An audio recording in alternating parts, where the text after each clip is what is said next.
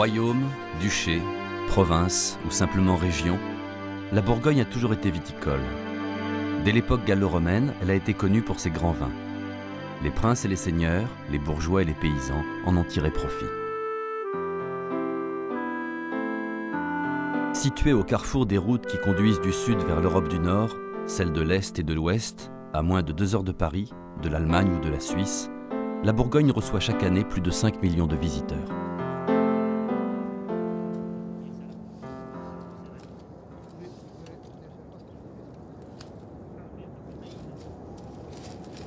Les soins attentifs du vigneron commencent à la taille.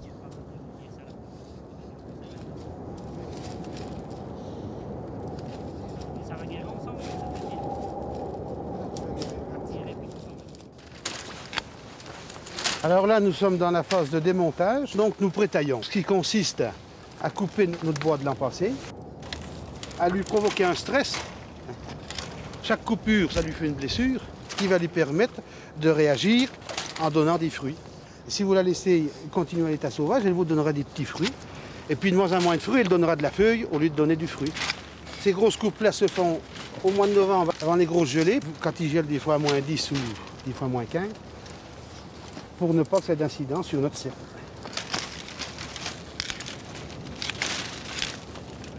Nous, à la maison, comme on est axé totalement sur la qualité, on fait une taille raisonnée, c'est-à-dire une taille assez courte quand même, pour qu'on ait le moins de production possible, pour qu'on fasse le meilleur vin.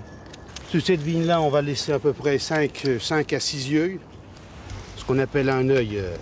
Voilà un œil. Hein. 5 à 6 yeux pour pouvoir se permettre de coucher notre baguette après. 3 yeux sur ma baguette, 2 yeux sur ma taille, ce qui fait 5 yeux. 2 raisins par yeux, ça va nous faire 10 raisins, il y en a encore 2 de trop. Au mois de juillet, en principe autour du 14 juillet jusqu'au 1er août, on fera de la vendange verte pour nous laisser que 8 raisins, ou voire 6 même.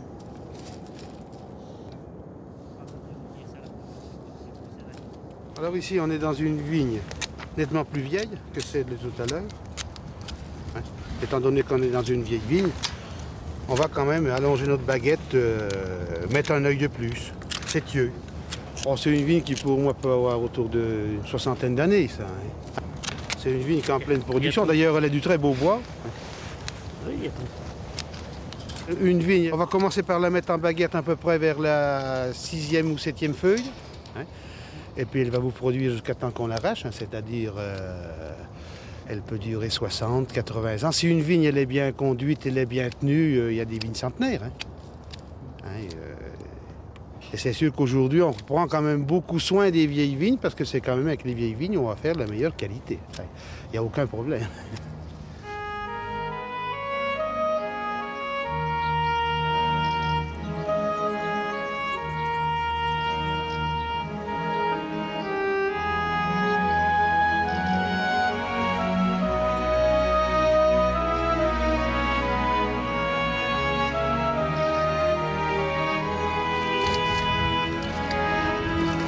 Vers la 3e semaine de septembre, le raisin est mûr, la vendange peut commencer.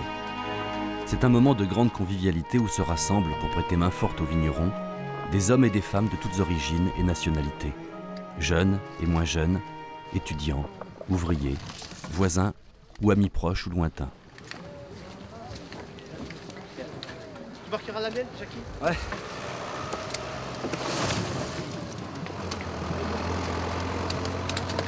On se refait une santé. Non, c'est bien.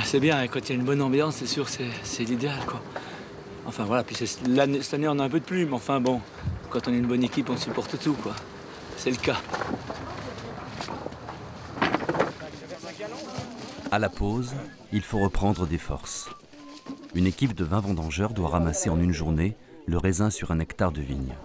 Or, le vignoble de la Bourgogne couvre 40 000 hectares et la vendange doit se faire en 3 semaines. Les risques sont grands, le vigneron craint la pluie. On va plus s'en rappeler.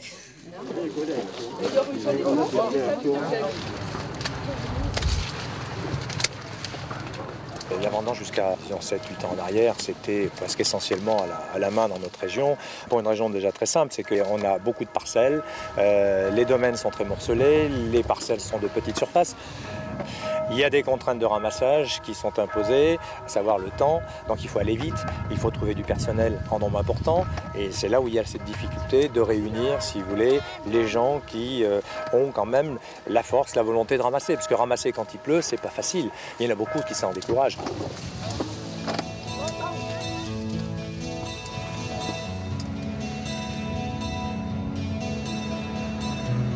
Même en Bourgogne, la machine remplace peu à peu la vendange manuelle, de Mâcon à Chablis. À elle seule, elle fait l'ouvrage de 60 vendangeurs. Sur ces fortes pentes, elle peut travailler de jour comme de nuit, si l'urgence s'en fait sentir. Elle récolte seulement les grains de raisin, laissant les rafles sur les ceps. Nous sommes presque au cœur du vignoble de Chablis. Nous sommes dans un lieu-dit qui s'appelle Vaudevet, un premier cru à exposition sud-sud-est, magnifique, avec une pente de 40 à 45 %. Malheureusement, très difficile à cultiver. Nous sommes obligés de vendanger à la main en emportant les raisins avec un petit tracteur à chenilles ou de vendanger avec une machine enjambeuse à chenilles. Un gros problème, c'est que nous sommes toujours obligés de remonter la terre. À chaque orage, la terre descend. J'ai été obligé de faire des travaux importants avec des caniveaux qui sont couverts de façon à couper la pente. Mais c'est un endroit splendide qui donne un vin. C'est celui que je préfère.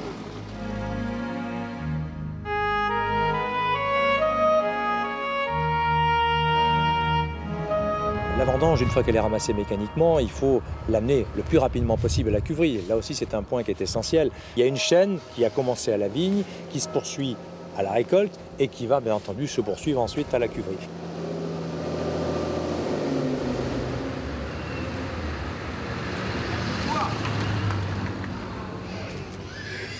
À tous les stades, on goûte le fruit, le jus et plus tard le vin. Ici, en Bourgogne, on a conservé l'exigeante habitude de trier la vendange manuellement avant de la mettre en cuve et de commencer la vinification.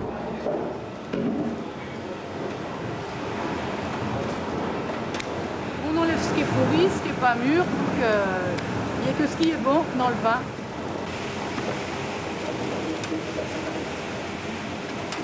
C'est quoi finalement ce que nous appelons la vinification? C'est un peu l'élaboration à partir d'un raisin qui nous en Bourgogne est pour 99% du pinot noir à jus blanc, c'est-à-dire un cépage, tout cépage noble est un jus blanc, la matière colorante étant dans la peau, si vous voulez. C'est pour ça que nous sommes obligés d'avoir des cuves de différentes formes, de différentes capacités, qui nous permettent d'introduire ces raisins entiers ou égrappés, de façon à avoir une cuvaison dans laquelle ces raisins peuvent baigner dans leur propre jus, de façon à avoir une dissolution de matière colorante de la peau vers le jus, qui colore journellement le jus et qui devient ainsi orangé, rubis, violet. Les gravures anciennes montrent le foulage, pratique essentiellement bourguignonne. Les hommes entraient dans la cuve pour écraser le raisin avec leurs pieds, et puis 2 fois par jour pour enfoncer le chapeau. Vous êtes obligé d'avoir tout votre bassin immergé pour avoir les doigts de pied qui montent de façon à faire une colonne de jus qui vient et qui ressort dessus. Et c'est pas rien, c'est très physique. Quand on faisait ça, on était exténué. Et 2 fois par jour. Et regardez l'épaisseur, là, ici, sur une cuve comme celle-ci, vous avez au moins 90 cm à 1 mètre de chapeau compact. Le chapeau, c'est tout simplement l'ensemble des baies, des pellicules, qui remontent à la surface du jus, et notamment sous l'effet du gaz carbonique qui pousse le chapeau. Et le chapeau, on le plonge, on l'immerge dans le milieu liquide, on l'arrose pour l'assouplir, pour pouvoir donc faciliter l'extraction. Nous vinifions dans cette cuverie 65 appellations différentes, issues donc de petits morceaux de vigne, parce que la Bourgogne est très morcelée et nous avons des tas de petits morceaux. Et je crois que c'est important d'associer la tradition, les cuves en bois, et la technologie un peu moderne de cuves en inox. Pourquoi ? Parce que dans un millésime, dans un grand millésime, nous nous sommes rendus compte que quand les raisins sont sains, mûrs, impeccables, les cuves inox nous permettent d'extraire mieux, de mieux concentrer.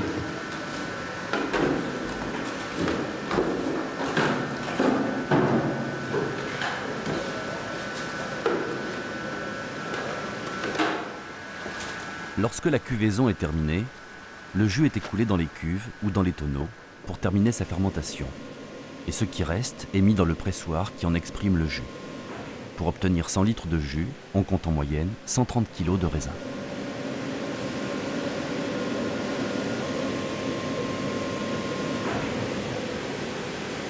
En Bourgogne, l'élevage se fait traditionnellement en fût.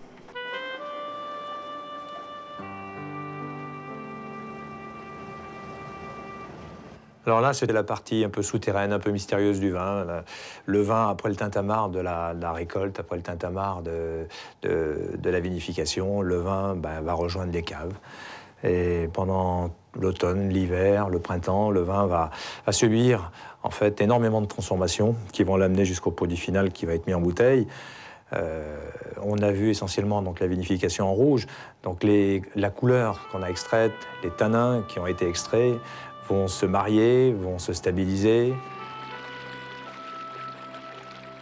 Le fût a énormément d'importance puisque c'est lui qui va donner une empreinte, un style, des caractéristiques au produit.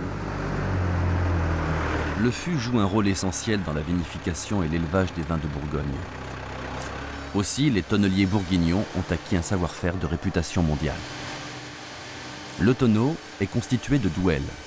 Pour obtenir 1 mètre cube de douelle, il faut 5 mètres cubes de grumes, soit 80% de déchets qui servent à faire du bois de chauffage ou des agglomérés. Avec 1 mètre cube de douelle, on fait 10 tonneaux. Les grumes débitées en tronçons sont ensuite fendues et non sciées, afin de respecter le sens des fibres du bois.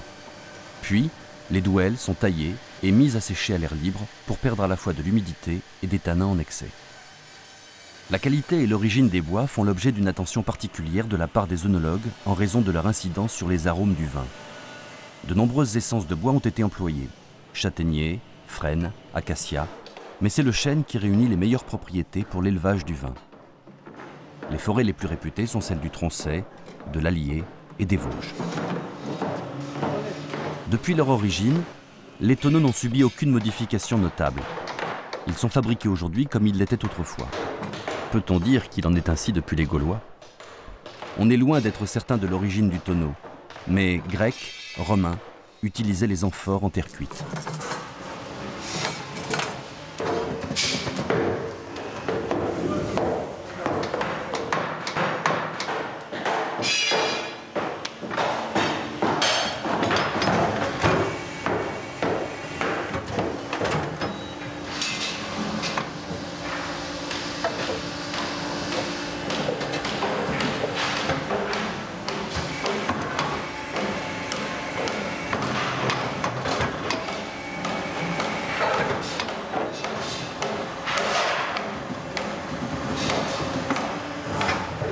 Certains vins qui sont capables d'assimiler, d'intégrer ce que le fût va lui apporter, notamment au niveau du brûlage du bois. On demande certains types de chauffe. Hein. La chauffe va agir énormément sur le côté toasté, le côté moka, le côté brûlé, que va relarguer ensuite le fût. L'étanchéité des fonds continue d'être assurée par des joncs naturels.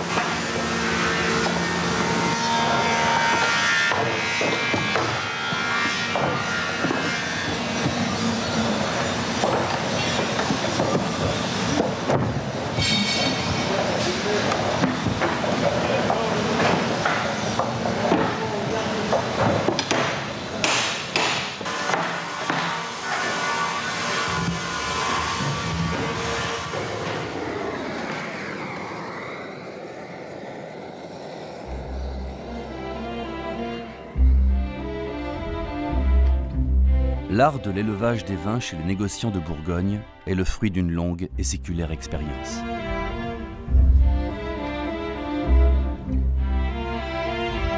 Cette cuvée-là a été vendue en particulier à un client américain qui nous a acheté une pièce, c'est-à-dire 300 bouteilles. C'est un millésime 2000, c'est un vin qui a été acheté à la vente des Hospices de Beaune en novembre 2000. juste après la récolte.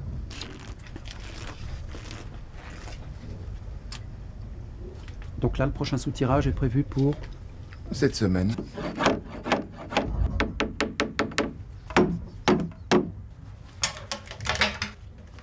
Pour les très grands vins, comme ceux des hospices de Beaune, une attention particulière est apportée à la séparation du vin clair de ses fines lies. Ce vin-là a fini sa fermentation malolactique, donc l'acide malique est dégradé par des bactéries. Et il est évident qu'après cette fermentation, il faut absolument débarrasser le vin de ces bactéries.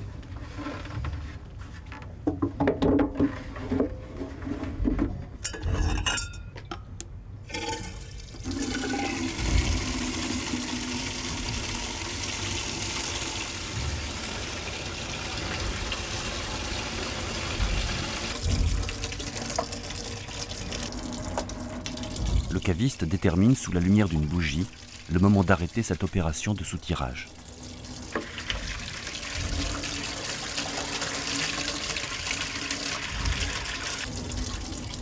On va la remettre dans une cave beaucoup plus froide, naturellement froide, pour éviter que le vin n'évolue trop vite.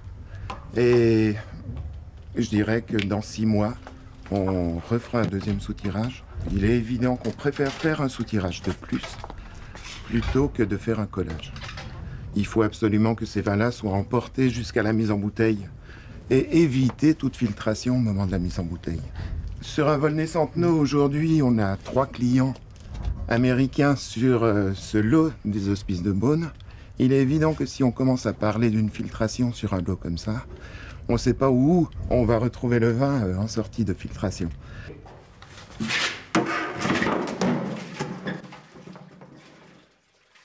La meilleure solution qu'on ait trouvée aujourd'hui, c'est, après sédimentation, d'enlever le vin clair de manière à évacuer ensuite ces lies qui seront emmenées à la distillation.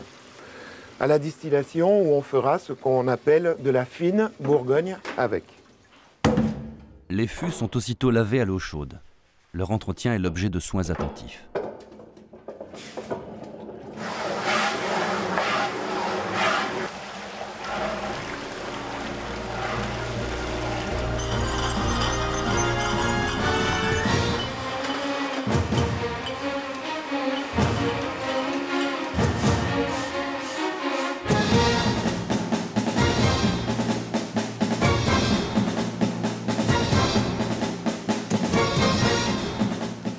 Entre le moment de la mise en bouteille et la commercialisation, on pourra dire que la dernière intervention manuelle sur le vin sera l'empilage, où là, toutes les bouteilles seront empilées dans nos caves au château et risqueront de dormir pendant, on dira, une année de repos, puis peut-être une autre année où on le présentera à la clientèle avant la commercialisation.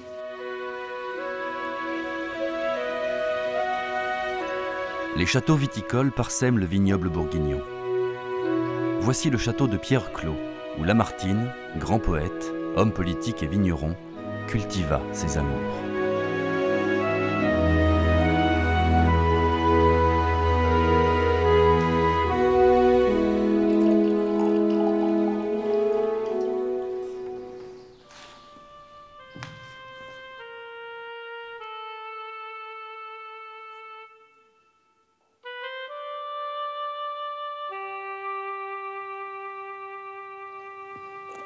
Il y a une chose qu'on a oublié de regarder, c'est les larmes.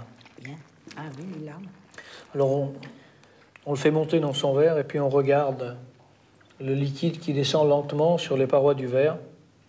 Alors comme on est au pays de Lamartine, on va dire que ce sont des larmes parce que c'est très romantique. Puis si on était un peu grivois ou un petit peu plus coquin, on dirait qu'il a de la cuisse. La dégustation, beaucoup de gens pensent que c'est une science. Nous, on sait pertinemment que c'est d'abord un plaisir et puis c'est un vrai plaisir si on le partage. Et puis le meilleur endroit pour le partager, bien c'est dans la cave d'un vigneron, c'est dans l'endroit et avec les gens qui ont fait le vin, parce que c'est un produit qui raconte une histoire.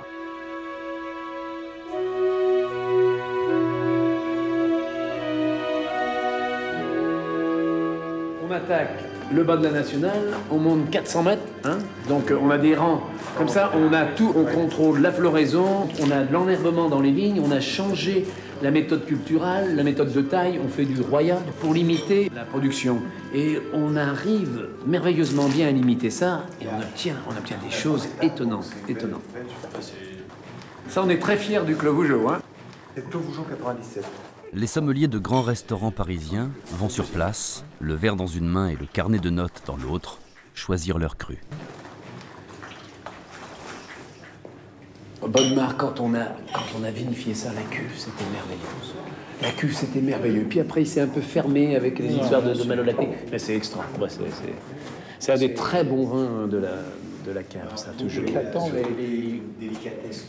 Après le Clos Vougeot, je trouve que c'est le meilleur contraste. Ah oui, en termes d'expression des tanins. Alors là, vous voyez, et la Bourgogne, c'est que ça. Ce sont que des espaces entiers de ces zones de tanins, et qui vous libèrent des fruits. Et on parlait au-dessus, quand on discutait de choses, de la formation aromatique, eh bien ça, c'est tout à fait ça. C'est cette expression-là, c'est-à-dire que tout ce qu'on fait au-dessus en vinification se retrouve après là. Tout se joue là-dessus. Ah. Donc, dans les caves de la Tour d'Argent, vous le mettrez à la carte dans combien de temps? Ah oui, non, mais c'est ça qui est intéressant, c'est toujours quelque chose de... 2010 2010, oui, ce qui est juste. Donc, ce qui nous encourage à continuer à faire ce qu'on fait, finalement. Oh oui, parce que je vous dis, les 90, on ne les met pas en... Oui, c'est ça, mais ça, c'est merveilleux. Et on a besoin de gens comme vous. Hein, c'est vrai, enfin, la Bourgogne, j'en parle pas que de Jadot, mais de la Bourgogne. On se fait plaisir avec les 76, en ce moment. Voilà, ouais, c'est ça. 76. Ah, et ça évolue bien, hein, c'est 76. Beau millésime.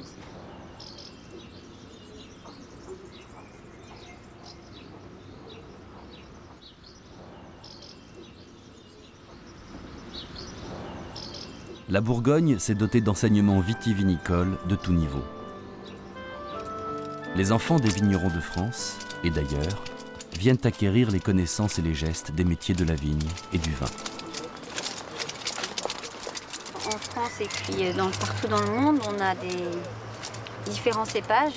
Et l'ampélographie, c'est reconnaître par différentes caractéristiques au niveau de la feuille, du bourgeonnement, du rameau, quel cépage on a sous les yeux. Voilà. Sur la collection du lycée viticole de Beaune, il y a à peu près 150 cépages. Vous avez ici 4 rameaux, des cépages notamment bourguignons. À vous de me dire lesquels correspondent à tel cépage. Je vous les donne et vous me dites pourquoi tel rameau correspond au cépage chardonnay, pourquoi tel rameau correspond au cépage pinot noir, gamay et aligoté. Donc là on a un pinot noir, donc on a une feuille quand même assez caractéristique, donc elle se met en entonnoir un peu. On a une feuille assez ronde, donc orbiculaire. De cette pubescence, on peut noter soit il est cotonneux, soit il est dufteux, ou bien aranéeux. Celui-là, donc, il est glabre, glabre sans poivre. Bon, d'accord, alors je me suis trompée. Ça arrive de se tromper. Après le cours d'ampélographie, la science des cépages, on apprend l'élevage des vins. Alors s'impose l'examen sensoriel pour guider la décision du caviste. On va déguster un Beaune premier cru Les Perrières. C'est un climat du nord de l'appellation Beaune. Il est là en cours d'élevage dans une pièce de 98, une pièce neuve donc, qui a été bien sûr fabriquée dans l'école de tonnellerie du lycée. Belle couleur.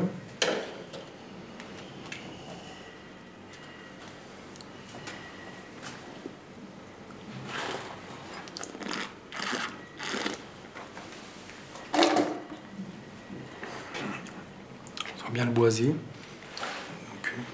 c'est un air bien structuré, on n'a pas de goût de réduit, peut-être déjà été tiré. Oui. On poursuit l'élevage ou on interrompt ici?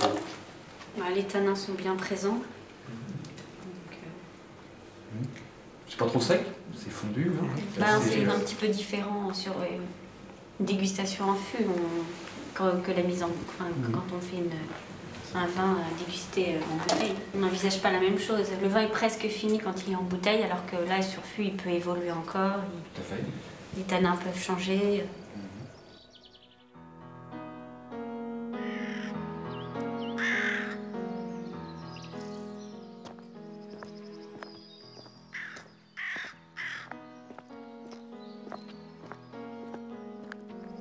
L'histoire viticole de la Bourgogne s'est enrichie du savoir-faire des moines de l'ordre cistercien, comme ici, à Vézelay.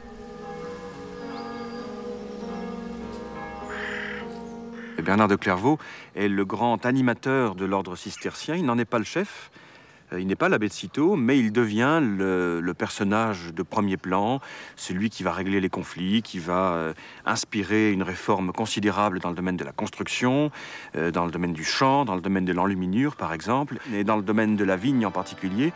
Et les moines cisterciens vont créer du vignoble et ils vont suivre en cela l'exemple de leurs frères aînés bénédictins, qui, ici, à Vézelay, sont venus et parmi les premières choses qu'ils ont fait, outre défricher, eh bien, ils ont planté de la vigne pour les besoins de leur production immédiate, à savoir le vin de messe.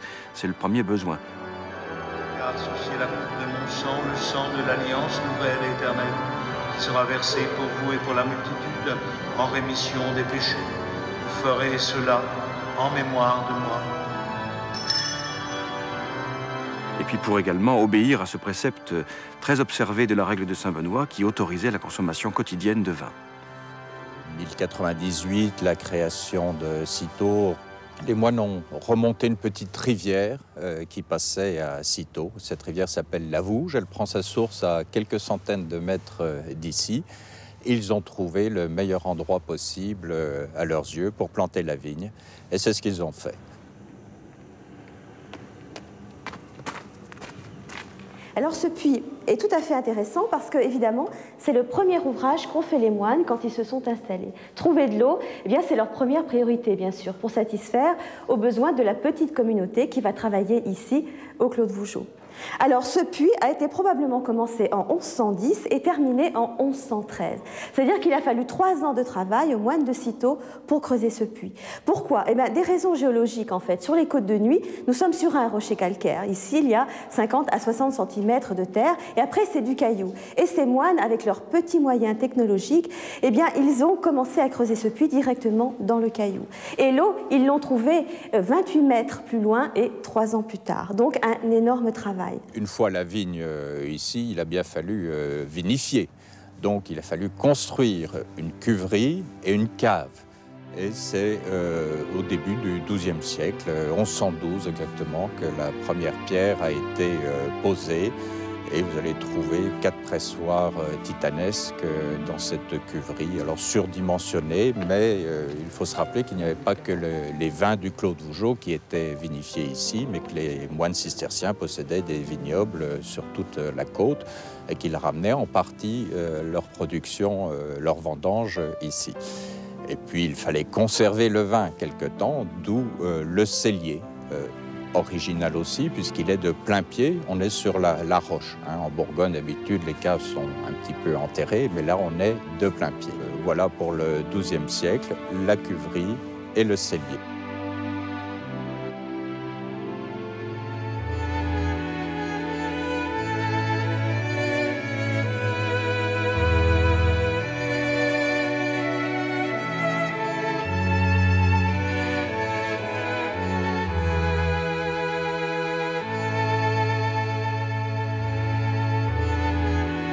Des moines de Cîteaux à ceux de Pontigny, du château Philippe le Hardy au château de Maligny, la vigne et le vin guident nos pas.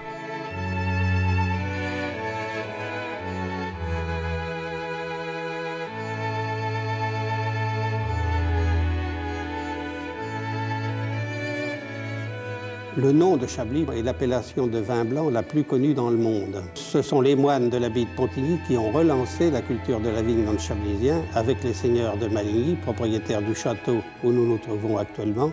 Il y a d'ailleurs un endroit à Chablis qui s'appelle La Moutonne, qui appartenait aux moines de l'abbaye de Pontigny. Et paraît-il que ça s'appelle La Moutonne parce que quand les moines en avaient bu, ils dansaient comme des petits moutons. Le vignoble de Chablis, il s'est surtout développé à nouveau depuis une trentaine d'années, même une quarantaine d'années, avec l'apparition des moyens de protection contre le gel. Déjà des chaufferettes dans lesquelles on fait brûler du fioul. Chaque nuit, au printemps, la campagne s'illumine de ces feux salvateurs.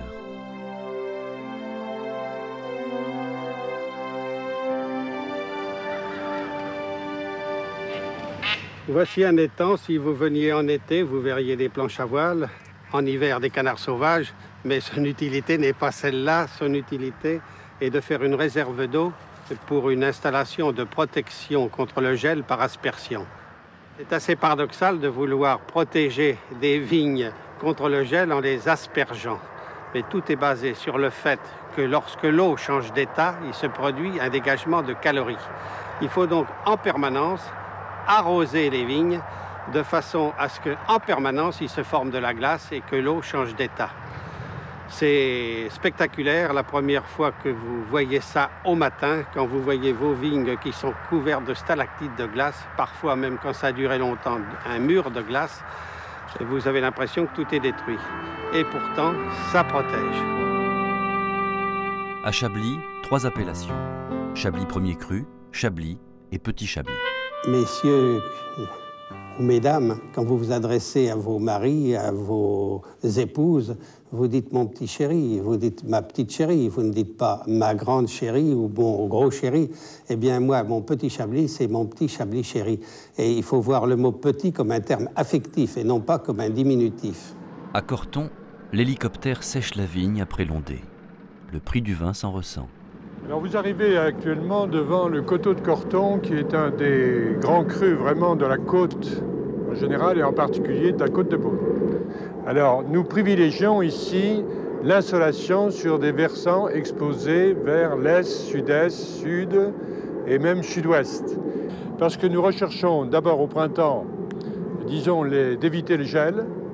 Alors ce qu'on recherche ensuite, c'est d'une part un régime hydrique du sol qui soit satisfaisant. Il faut que le sol ici soit bien drainé, c'est-à-dire qu'il n'y ait pas un excès d'eau dans le sol. Alors, lorsque l'on va dans les hauteurs, là-bas, les sols également sont très favorables, disons, au vignoble de Pinot Noir ou de Gamay, mais là-bas, ce sont les aspects thermiques qui vont réduire un peu les niveaux de qualité. On arrive dans un contexte de haute côte, où il y a d'abord des risques de gel importants, mais en altitude à 350 mètres, 400 mètres d'altitude. Et il est évident que si l'automne est un peu précoce avec des températures fraîches au mois d'août et au mois de septembre, ça retarde d'autant la maturité, bien sûr, de raisin. Il faut tenir compte également que dans les Hautes-Côtes, comme la végétation de la vigne démarre plus tardivement, disons au début de l'année, il y a toujours 8 à 10 jours de retard par rapport à la côte. Ces 10 jours de retard, on les retrouve également à l'automne et donc avec des risques thermiques qui peuvent être gênants, disons, pour la maturité du raisin.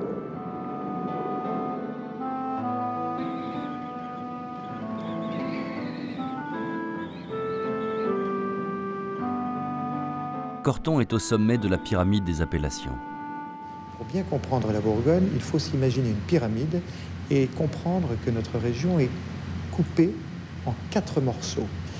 Une pyramide, donc tout au-dessus de la pyramide, nous avons ce qu'on appelle les grands crus, qui représentent une toute petite portion du terroir bourguignon où nous produisons les plus grands vins. En fait, ce sont nos ancêtres, nos grands-pères, nos arrière-grands-pères qui se sont rendus compte par l'expérience que tous les vins issus de ces petits morceaux, de ces petites parcelles, étaient les meilleurs. Et ils se sont dit, ce sont les meilleurs vins, on les appelle grands crus. Juste à côté, au milieu de la pente, dans des endroits merveilleux aussi, on produit des vins très bons, mais peut-être pas aussi bons que les grands crus. Seconde catégorie, les premiers crus. Et puis ensuite, on descend un petit peu, on se retrouve un petit peu plus bas dans la pente, et nous avons ce qu'on appelle les appellations village. Alors c'est Meursault, Puligny-Morachet, Gevrey-Chambertin, Louis-Saint-Georges, 3e type d'appellation. Et enfin, lorsqu'on descend vraiment, qu'on se retrouve un petit peu au début de la plaine, où nous avons des sols qui sont plus profonds, où nous produisons peut-être des quantités un petit peu plus importantes, des vins qui sont une très belle expression de la Bourgogne, mais peut-être un petit peu moins fin, un petit peu moins élégant. Nous avons le 4e niveau d'appellation, qui est l'appellation régionale, l'appellation Bourgogne rouge ou l'appellation Bourgogne blanc.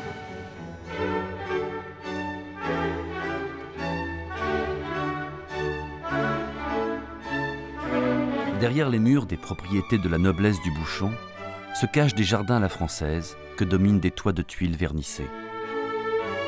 Sous ces maisons et leurs celliers, sous les rues elles-mêmes, dans des caves creusées sur plusieurs niveaux, se cachent des trésors de bouteilles.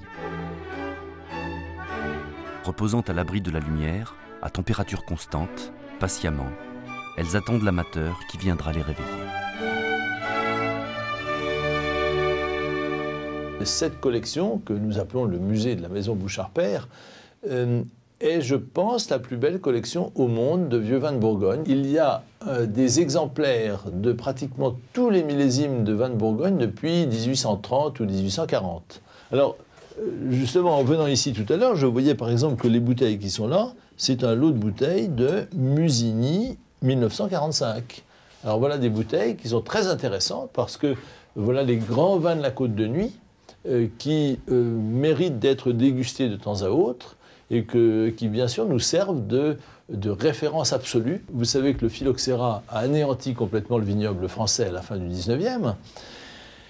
Et donc, il y a ici des bouteilles qui sont d'avant le phylloxéra, ce qui est tout à fait intéressant. Mais n'empêche que c'est toujours des chardonnays et des pinots noirs. Il y a plusieurs milliers de bouteilles du 19e siècle. Et je crois pouvoir dire qu'il y a environ 50 000 bouteilles de la première partie du XXe. Ce qui nous donne des idées sur la façon de vinifier les nouveaux vins de Bourgogne.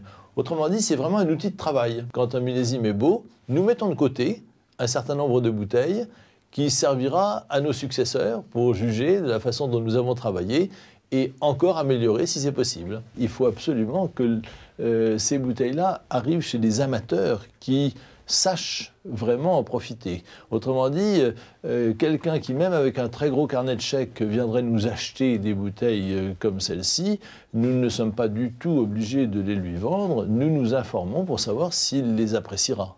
Et puis, bien sûr, nous avons aussi beaucoup de vins qui sont beaucoup plus récents, qui sont de très bonne qualité, mais qu'on peut appeler du prêt-à-porter de luxe. Mais ça n'est que du prêt-à-porter, alors qu'ici, nous sommes au milieu de la haute couture.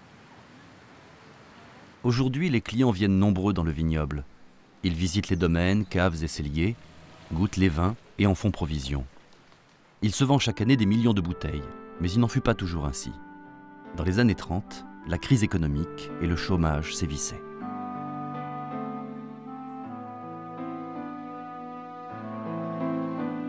La confrérie des Chevaliers du Tas de Vin est née le 16 novembre 1934 au caveau Nuiton, à Nuit-Saint-Georges, autour d'un groupe de vignerons, Nuiton surtout, et de Vaune-Romanée, à l'instigation de Georges Févelet et Camille Rodier. Les portefeuilles étaient vides et les caves étaient pleines. Que peut-on faire? Eh bien, on va faire une confrérie, mais ça veut dire quoi? C'est-à-dire on va réunir autour de nous nos amis, et on va boire le vin puisque personne n'en veut. La presse était là dès le début, les grands médias, mais des ambassadeurs, des hommes politiques bien sûr, des chefs d'entreprise, des grands restaurateurs. Tout ce petit monde s'est retrouvé dans une cave en 1934 et voilà, c'était le début d'une grande et belle histoire. Si au début la création de la confrérie correspondait à une situation donnée, une mévente des vins, nous avons fait notre travail, la situation a évolué, la Bourgogne est encore un peu plus connue, et la renommée du vin surtout. Nous réunissons nos 11 000 membres régulièrement, et le plus souvent possible au château du Clos d'Augeot pour leur faire une petite piqûre de rappel, comme on dit. Notre cérémonial n'a pas bougé d'un poil depuis 1934 et Rabelais, Molière sont toujours présents et c'est important aussi.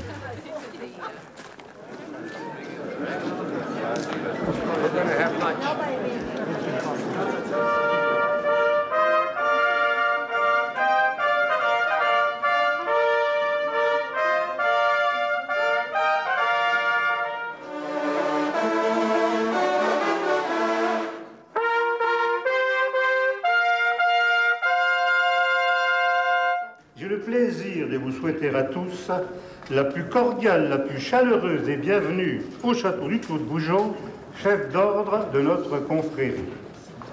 Demain, sans doute, on vous demandera ce que vous avez mangé et bu au château du Clos de Vougeot et à quoi riment nos cérémonies, ces robes rouges et ces bonnets carrés. Vous répondrez alors que ce n'est pas uniquement pour boire et manger que vous êtes venus ici, mais pour y communier avec une province. Grand Prévôt, vous avez la parole. Nous accueillons une charmante promotion de distinguées dégustatrices pour recevoir les titres enviés de chevalier du tas de vin. Par Noé, père de la vigne, par Bacchus, dieu du vin, et par Saint Vincent, patron des vignerons, nous vous armons chevalier du tas de vin. Grand plaisir, ma chère consoeur, que nous acceptons au sein de notre confrérie en vous remettant ces assiettes. Soyez le bienvenue parmi nous. Bien signé le livre d'ordre.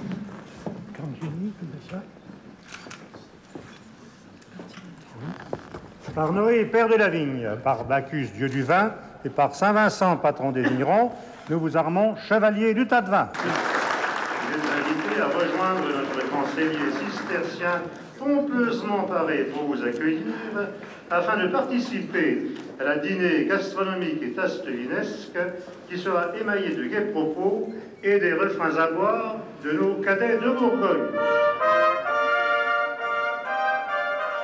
On rajoute un peu de vinaigre dans la casserole pour pocher les œufs, de façon qu'ils se coagulent bien. Il faut que l'eau boue normalement, mais pas trop fort. Et là, je vais commencer à casser mes œufs. On va les casser les œufs le plus près possible de l'eau, au même endroit, de façon à que les œufs ne se touchent pas et ne se collent pas ensemble. Voilà. Là, pour voir si c'est bon, on prend délicatement l'araignée, on la plonge dedans et on remonte les œufs de un ou deux à la surface et on touche avec les doigts. C'est bon.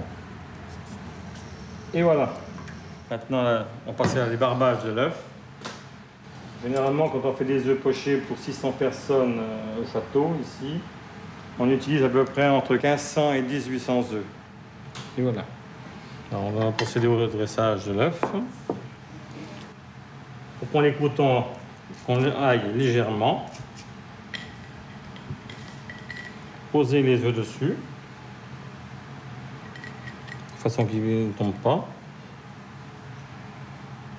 Voilà.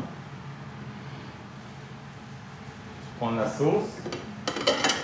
La sauce elle consiste en, première chose, un fond de volaille à base de carcasse de volaille et de vin rouge, aromatisé avec pas mal d'ail, thym, laurier, carottes et oignons. On fait cuire pendant 4 heures et ensuite, une fois que c'est cuit, on passe au chinois le fond. Donc on récupère le jus et là, on dégraisse et on lie avec un roux blanc, légèrement, pas trop épais, et on ajoute un soupçon de sang de porc pour densifier légèrement la sauce.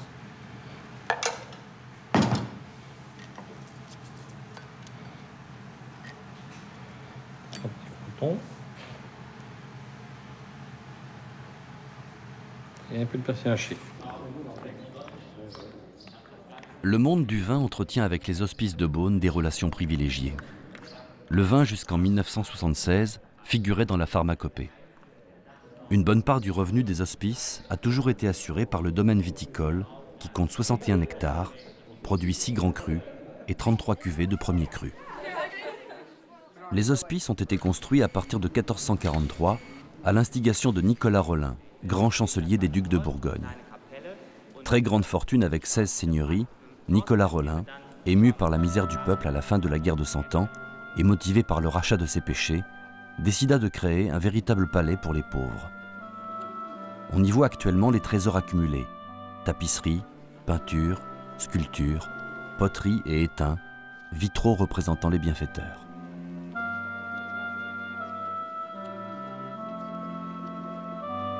Les malades participaient aux offices depuis leur lit. On soignait les âmes autant que les corps. Pour assurer les soins, la papauté donna l'autorisation de fonder l'ordre des Sœurs hospitalières de Beaune, ordre qui est toujours vivant de nos jours.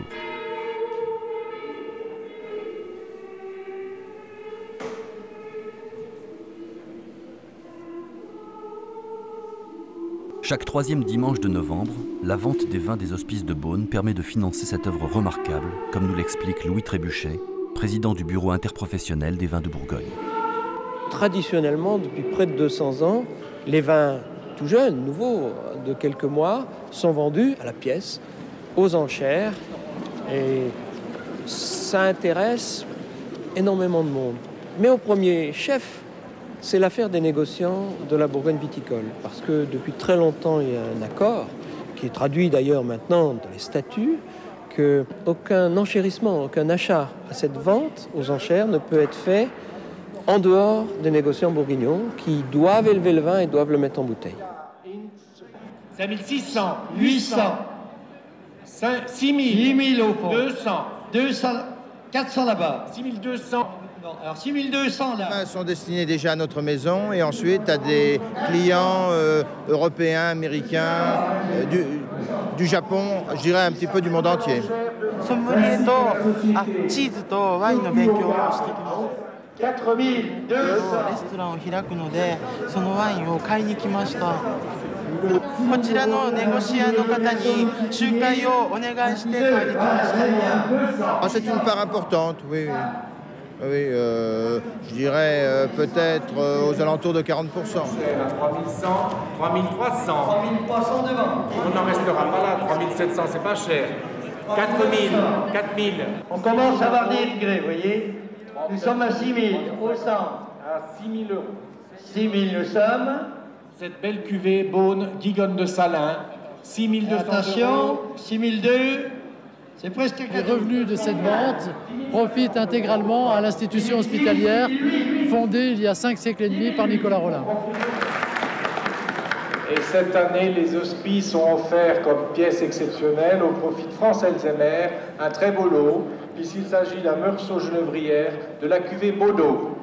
Bon, pour ce lot, on va débuter à 10 000 €.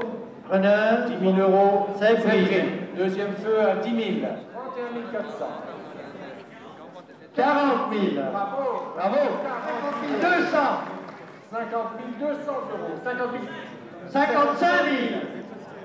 55 000. Bravo. 65 200 €. Vous vous rendez compte ce que ça fait en vieux 34 ça? Encore pour battre le record, être le record du siècle, en fait, parce que c'est le dernier. Le Meursault des Baudot, adjugé à 70 000 €. Monsieur, bravo. En dehors du catalogue de 729 pièces, cette année, les hospices offrent une pièce particulière qui était un Meursault genévrière à une association qui est mise à l'honneur à l'occasion de cette vente.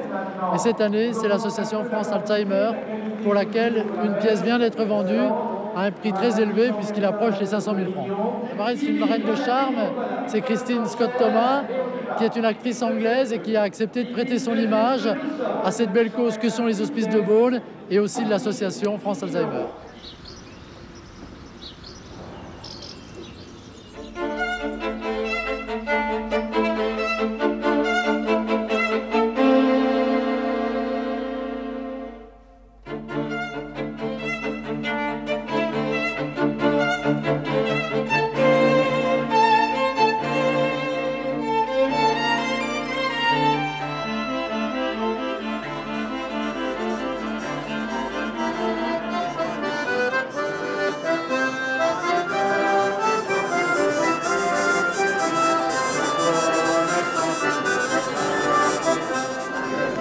Les Bourguignons sont gens sérieux quand ils sont dans leur vigne ou à l'écoute de leur cuvée. Mais ils aiment aussi faire la fête. Quand le vin est tiré, il faut le boire. Bacchus n'est jamais très loin, même si Saint-Vincent préside à leur rencontre. Ouverts à tous, ils aiment partager avec leurs visiteurs les bienfaits de leur terroir. La plus célèbre femme écrivain de Bourgogne, Colette, a su mieux que quiconque nous ouvrir la route des crus. La vigne, le vin sont de grands mystères. Seul dans le règne végétal, la vigne nous rend intelligible la saveur de la terre.